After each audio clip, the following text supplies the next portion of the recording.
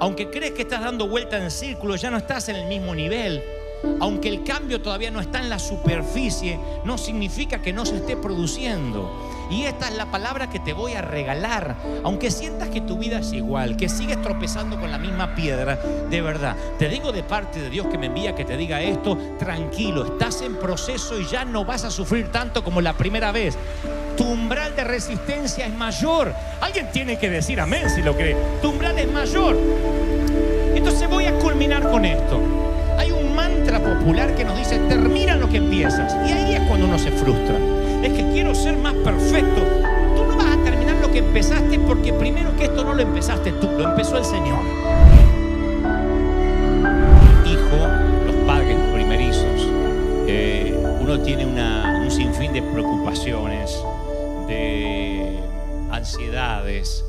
Uno se pregunta si va a poder. Yo pienso que en esta tarea de ser padre uno nunca termina de graduarse.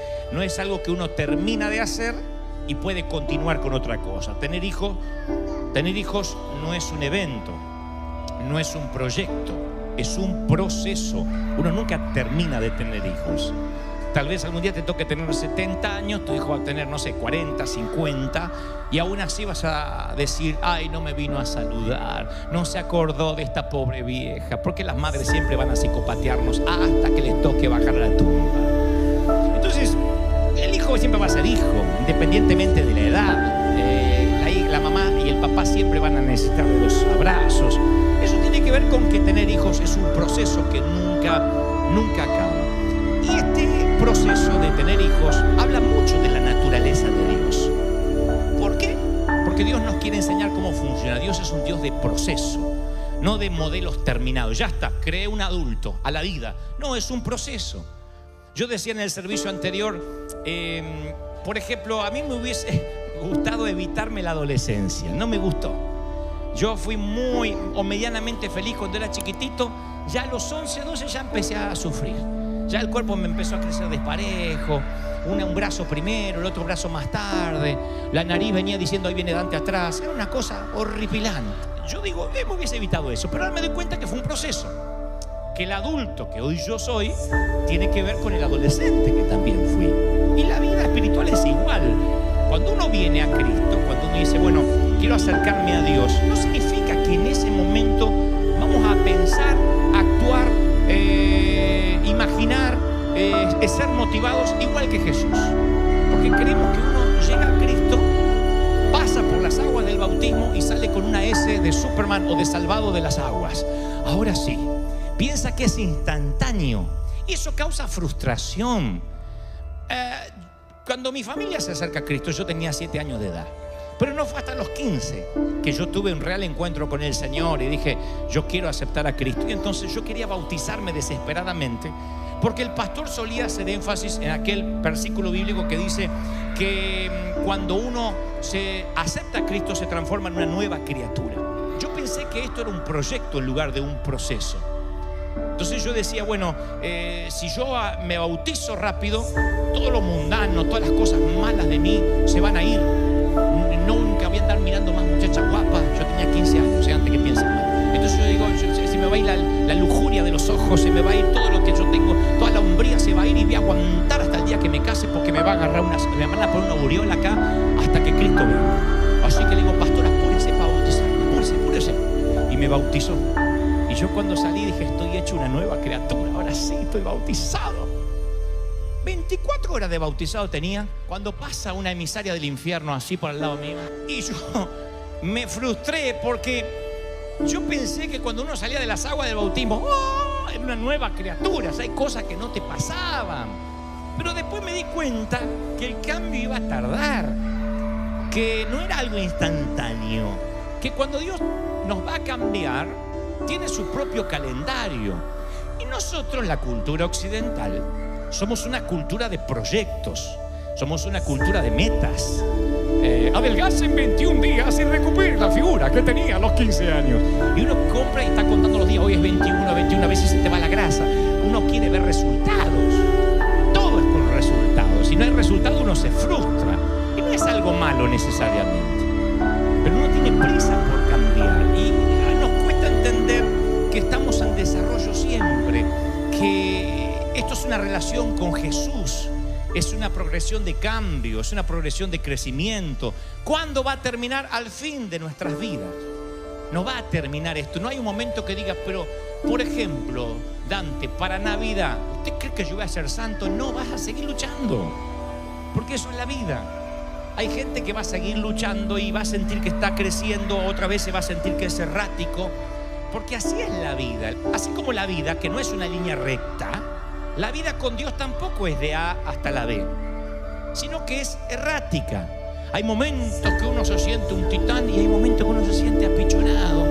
Eso es la vida. Hay de los que en este momento están aquí y dicen, sabes, yo no soy feliz, no estoy bien con las decisiones que he tomado. Otros dicen, yo siento que un hábito me domina y me da bronca que me domine.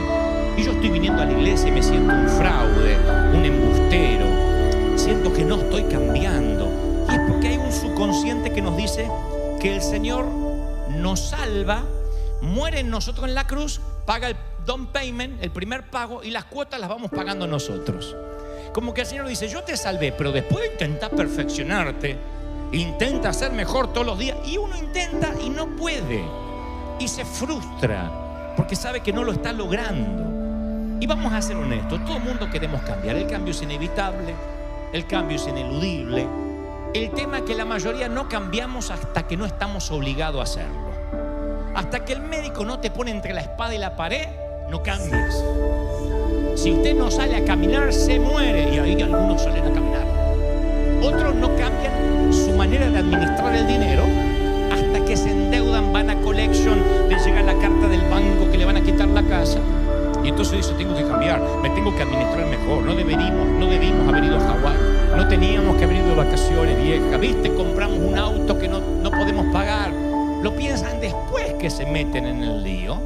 Y entonces tienen que cambiar, tenemos que cambiar, presentar quiebra, reorganizar las finanzas, no sé, hacer un montón de cosas que debieron haber hecho antes. Pero ¿para qué esperar el infortunio? ¿Para qué esperar que te pase una crisis? Eso se llama aprender por las malas. Eso es un patrón universal humano. Aprendemos por las malas y no cambiamos. Pero el cambio es bueno, el cambio es necesario, el cambio es inevitable. Pero esta es la pregunta del millón de la mañana, y présteme mucha atención. ¿Para qué queremos cambiar? Le pregunto a los que tienen a Cristo en el corazón, los que se consideran cristianos, ¿para qué queremos cambiar? No tienes que responderme, pero yo sé que a tu mente lo primero que viene es, bueno, yo quiero cambiar para agradarle al Señor. Esa es la respuesta evangélica. Yo quiero agradar para agradarle a Él, por eso quiero cambiar. O sea que no le agradas, te salvó de lástima. Dijo, me sobra un poco de sangre, voy a morir por este desgraciado. No me agrada, pero a lo mejor va cambiando. Y Dios dice, no, yo ya sabía cómo eras y sabía en lo que me metía cuando te perdoné. Yo sé que eres imperfecto, no calificas, y así te amo. Así eres, eso eres. Pero uno empieza a meterse en el estrés, yo tengo que agradar a Dios. Y pensamos, para ir a la iglesia yo tengo que ser una persona que ora. Para si diezmo más, si ofrendo más, si me congrego más, si ayudo más a los pobres, Dios me amará más. Y eso es una bobería. Dios no te va a amar más de lo que ya te ama. Dios no te va a perdonar más de lo que ya te perdonó. Dios te ama tal y como eres. Tú dices, ¿de verdad? Y si tienes dudas, mira al que está al lado, a ese también lo ama. Con esa cara lo ama. Ahora imaginen que Cristo muere por nuestros pecados para que después tú, como si fuera un libro de autoayuda, intentes agradar a Dios. Entonces decimos, bueno, ahora ya soy cristiano, ahora tengo que vivir en santidad. Y llegan los pastores y nos dicen, ahora usted no ande en pecado, no se anda acostando con cualquiera, no ande mirando, los jóvenes andan, oh Señor, porque como se viste en la mujer ahora tienen que estar mirando así, Señor. No sé si tienen memoria, si alguna vez fueron al zoológico, ¿habrán visto los monos cuando se despiojan? Los monos hacen esto, así, y usted dice, ay, qué higiénicos que son. Ahora, yo me congregué en iglesia donde empezaba el servicio y decía, a ver, busque el piojo ajeno. Y estaban todos, me pensé que está en pecado. Sí, vos también. Usted no está orando y usted tampoco. Ay, mira la falda que usa esta. Entonces nos despiojábamos el uno al otro. Íbamos a la iglesia para despiojarnos. Y el que estaba acá arriba decía, a ver los piojosos, vamos a limpiarnos ahora. Aquel está divorciado, aquel se está por divorciar, tiene problemas con el hijo. Y buscábamos los bichitos el uno al otro. Yo me acuerdo que eso pasaba en el sur, pero es horrible cuando pasa en una iglesia. cuando creemos que venimos a la iglesia para ver el error ajeno o pasarnos la vida para ver nuestro propio error. Uno se pasa la vida tratando de ver los errores, diciendo tengo que ser mejor para que Dios me ame, pero eso nunca va a ocurrir en este planeta. Nosotros creemos que si somos más limpios, Dios nos podrá usar más. Decimos, yo voy a ser más eficaz si me quito esto de encima. Y yo quiero que aunque pasen los años, no te olvides lo que te voy a decir ahora. Deja que Dios haga contigo lo que quiera hacer, sin importar en qué parte del proceso te encuentres. ¿Me oíste? Si esperas ser perfecto para ayudar a alguien, para bendecir a alguien, te vas a pasar la vida y los piojos no se van a terminar de salir nunca. Cada vez que te veas al espejo te vas a ver piojo. El hermano va a ver tus piojos y nunca vas a ser perfecto. ¿Cómo hacemos para que alcance la perfección y a partir de ahí sirvas a los demás? Eso sería como decir, a ver, buscamos matrimonios perfectos para que puedan aconsejar a las parejas que están en problemas, pero si no tienen perfección, no pueden aconsejar. ¿Quién aconsejaría? Nadie. Qué linda la hermana que es honesta. No somos perfectos, así que tienes que permitir que Dios te use. Y no importa en qué parte del proceso te encuentres, si no, nunca haces nada. Y eso no te aleja de Dios. Dios te ama tal y como eres, no te lo olvides nunca. Así, ¿sí? Así te ama, así tal cual. Entonces, claro, yo había escuchado que de modo que si alguno está en Cristo, nueva criatura es. Y cuando salí de las aguas del bautismo, yo me vi que las cosas no habían cambiado, que seguía teniendo tentaciones, yo me frustré. Y tal vez te pasó lo mismo. Leíste, por ejemplo, en Efesios 5 que hay que amar a tu esposa como Cristo amó a la iglesia. Dice, oh, Dios me tocó, voy a amar a mi esposa. Y esto lo voy a decir finamente para que nadie se sienta aludido. Casualmente tu esposa no es una mala mujer, pero le pegó un rayo en una tormenta eléctrica después de casado. Y a veces tiene otro cortocircuito. No para un divorcio, pero sí para que te pegue un buen patadón. Y tú vienes a la iglesia y dice que hay que amar a la esposa como Cristo amó a la iglesia, y vas y con un ramo de flores y ese día ni mira las flores. Tu esposa está con la cara transformada y te das cuenta que por tener a Cristo no haces el amor lujuriosamente arriba de la cocina con la palabra de Dios ahí iluminándote desde la nevera. No, sigues con la vida real y con la esposa electrocutada y te frustras. Es que yo no tengo un matrimonio en Cristo, ¿por qué sigo teniendo problemas? Si vamos a la iglesia, ¿por qué seguimos discutiendo? Te frustras. Dices, para mí que falló el bautismo, el agua no estaba tan limpia, agarré los pecados del gordo anterior. O no, yo tenía esa teoría, digo, me bautizan primero, ¿por qué? Porque me quedan los pecados del otro. Alguien te hizo, otro ejemplo, alguien te hizo daño una vez, ¿no? Y escuchas en la iglesia que tienes que perdonar, que cuando no perdonas en realidad eres el guardia de una prisión. Entonces un día dice, me voy a liberar a pesar de la fregada que me hizo lo voy a perdonar porque tengo que ser libre. Tú lo perdonas, dices, qué bueno, estoy creciendo. Y un día te enteras que ese que te hizo la cosa fea le empieza a ir bien. La green card le llega al desgraciado. Señor, yo lo amo, pero no para que lo documentes. No es que quería que se muera en un accidente de tránsito, porque no eres tan malo, pero tampoco que suba por la escalera del éxito después de lo que me hizo. Y ahí te das cuenta que el rencor no se fue y te frustras, como el hombre con la esposa electrocutada que tampoco cambia, como el día que yo salí del bautismo a los 15 años y seguía teniendo los mismos pensamientos. Entonces uno dice, yo pensé que esto estaba superado, estoy consternado. Te das cuenta que no eres la buena persona que creías que eras. Pero insisto, caminar con Dios no es una línea recta, es un proceso que a veces es desorientador. Y este proceso no se va a terminar hasta que veamos a Cristo cara a cara. No se va a terminar. Entonces hay días que te sientes demasiado sucio, sientes que no eres higiénico espiritualmente, que metiste la pata. Lo único que tienes que hacer es, Señor, sálvame, porque la palabra dice que la salvación no fue solamente en el pasado, sino en el presente y en el futuro. Dios te salvó ayer, Dios te salva hoy y te volverá a salvar mañana. Él se empecinó con tu vida y no te deja hasta que no haya hecho contigo lo que iba a hacer. Miren, ¿qué pasa con esto de la vida cuando uno siente que no avanza?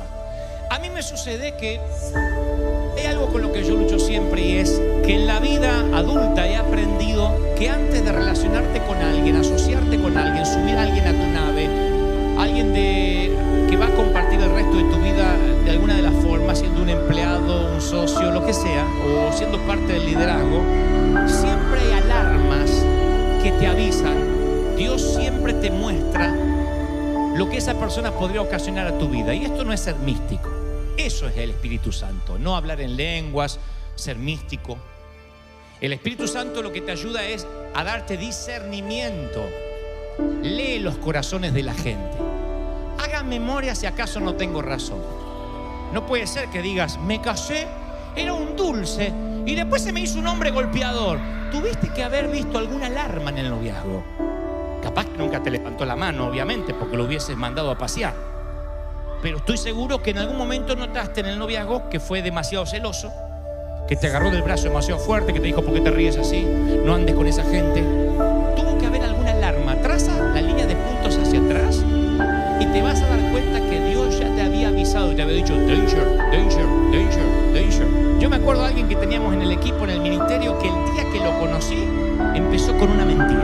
Siendo cristiano, una mentira estúpida, ¿sí? No tenía que mentir. Pero lo descubrimos en una mentira burda. Y yo ignoré esa alarma y lo subí a bordo en el ministerio.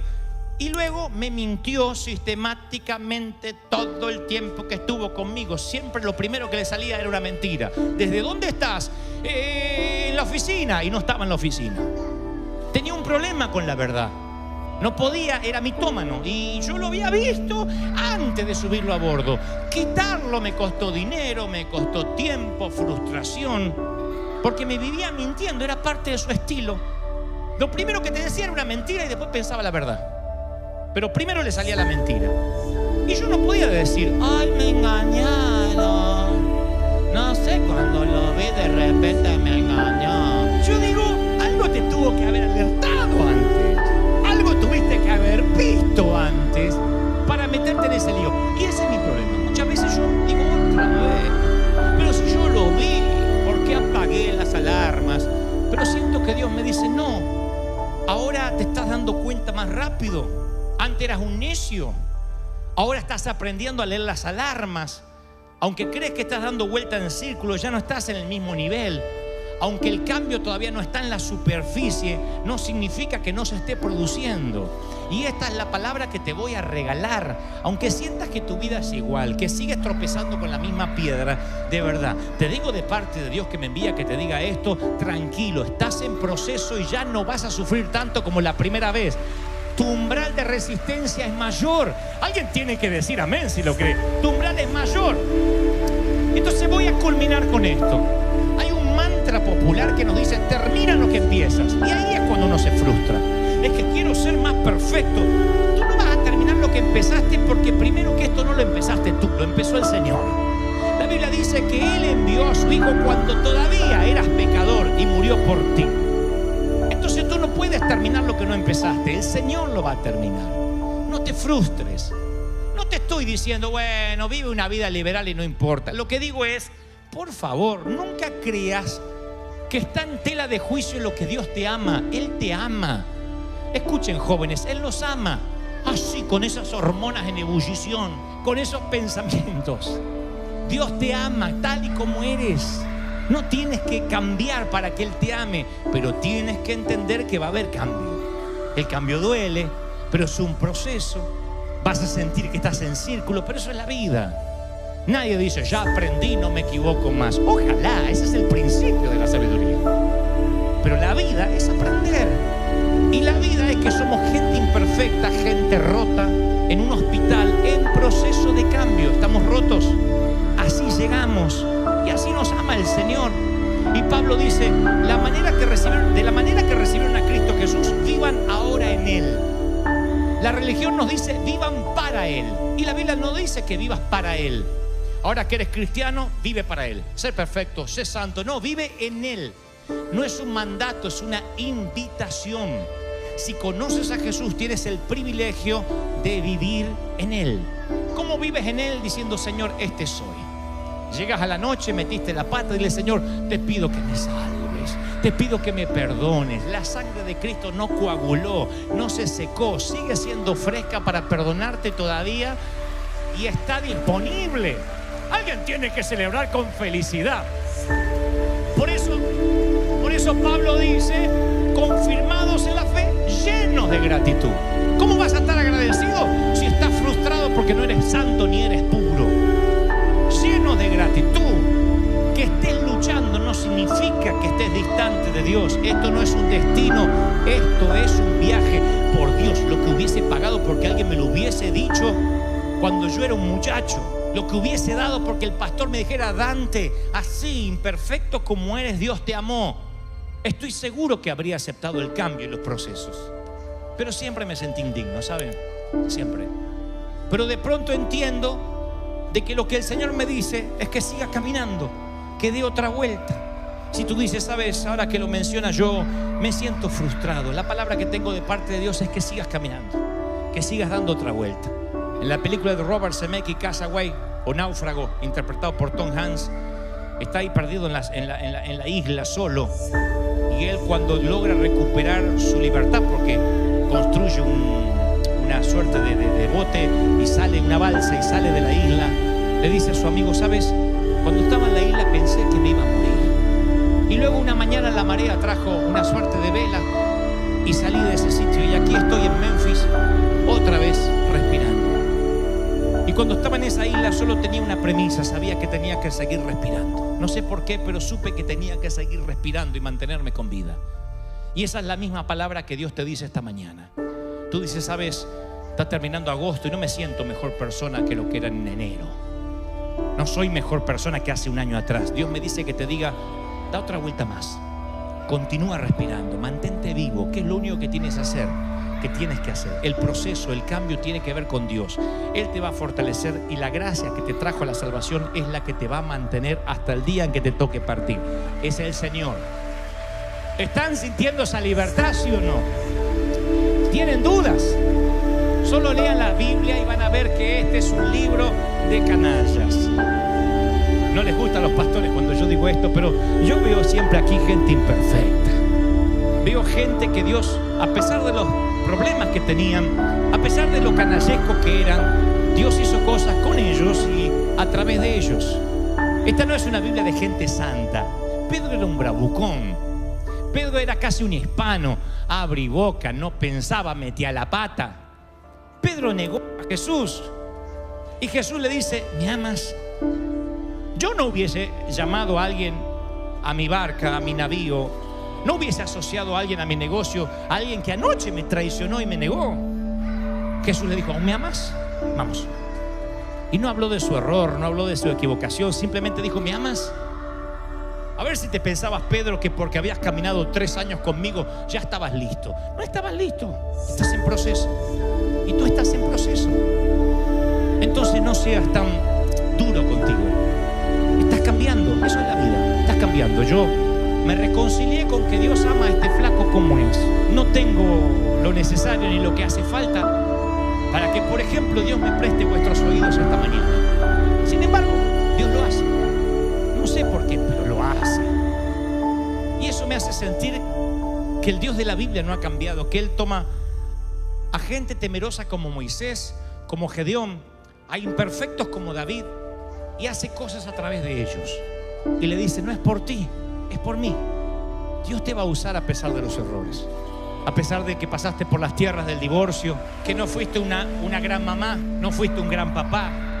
A lo mejor fallaste como hijo, fallaste como esposo, fallaste como empleador, como empleado.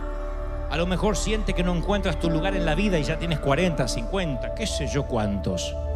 El Señor me dice que te diga, no se trata de ti, se trata de mí. Yo te amo tal y como eres. Te salvé ayer, te salvo hoy y te volveré a salvar mañana. No se lo olviden los que ya tienen a Cristo hace años y pensaron que tenían que cuidar la salvación. No tienes que cuidar el amor que Él tiene por ti. Claro, tienes temor de Dios, tratas de no hacer nada malo, pero no desde el punto de vista, si fallo me quedo fuera del club. Oh no, si no, tú y yo ya estaríamos fuera hace tiempo. Yo no tendría ni que pararme aquí No soy un hombre perfecto, ¿saben? Y cuando tú ves a alguien perfecto, simplemente es un hipócrita que lo oculta, pero también tiene piojos. En el fondo todos somos piojosos. Algunos se le ven más que otros y otros se ponen tintura. No mi caso, claro. Pero todos somos esos que nos miramos sin ropa frente al espejo y nos vemos todos los defectos. Y así nos mira Dios. Yo me he propuesto en el corazón de parte del Señor a que esta sea una iglesia auténtica. De gente que diga, este soy. No sabes cómo Dios nos va a bendecir. No sabes cómo Él se va a manifestar, porque vivimos por años robándole la gloria, queriéndonos perfeccionarnos. El Señor dice, ya lo hice todo. Si sientes libertad, si sientes que Dios te liberó, dale un aplauso al Rey de Reyes. Gracias por llegar hasta el final. Si esta palabra tocó tu corazón, te animo a seguir escuchando lo que Dios tiene preparado para ti en los siguientes videos.